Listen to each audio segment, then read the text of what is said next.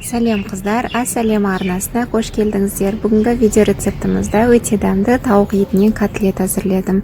Ауызашарға осы жеңіл, яғни тауық етінен әзірлеп көрсеңіздер болады.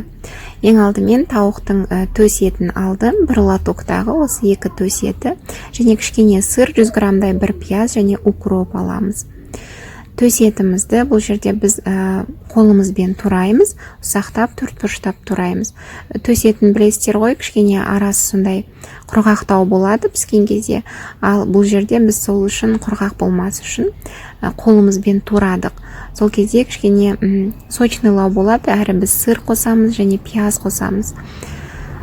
Ұсақтап турап котлеттің формасын жасай аласыз, өйткені бір-біріне, яғни жабысып тұрады, бірігіп оңай бірігеді, шашырамайды.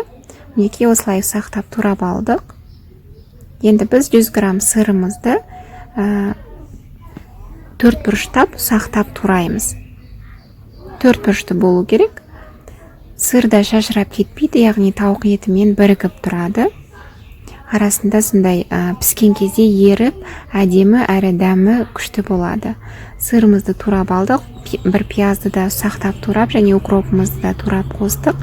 Және қара бұрыш, қызыл бұрышымызды сеуіп, тұз сеуіп, 2 ас қасық майонез қосамыз.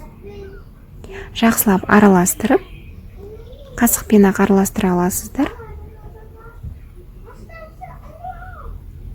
Сыр сондай ерекше, арасында дәмді, картоп сияқты көрінеді, бірақ та сыр болғандықтан котлеттің дәмі күшті болады.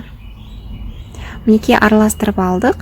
Осылай бір ас қасықтың көлемінде қасықпен де салып жасасаңыз болады, немесе 2 алақанымыздың көмегімен кәдімгі котлеттің формасын дайындап алып пісірсеңіз де болады. Қызған табаға салып шығамыз. Бастапқыда 2 котлетті қасықпен салдым, қалған котлетімді мен қолмен жасадым. Осындай міне көріп отырғандарыңыздай шашырамайды ет, біз жұмыртқа немесе ұсақ фарш болған жоқ, етіміз қолмен туралған, бірақ сонда да котлет өзінің формасын ұстап тұр. Орташа отта пісіресіздер. 2 шетін аудара отырып, қайта-қайта аударып пісіресіз, өзіңізге білінеді, яғни жаңағы еті пістау деген кезде аламыз, сол кезде котлетіміз дайын болады. Тауық еті тез піседі ғой өзі, көп ұзақ тұрмайды. Ары кетсе бір 10-12 минут ұстадым мен котлетті. Сыр бөлшектеніп қалыпты, ештен кетпейді. Дәмі сондай керемет болды. Рецепті ұнаса, осылай жасап көріңіздер. Балаларыма қатты ұнады, құрамында сыр бар, әрі тауық етін жақсы көреді балалар.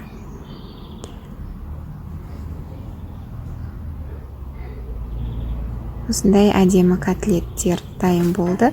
Гарнирға мен макарон пісірдім, суға тұз салып, ал сіз күріш немесе гречка пісірсеңіз де болады.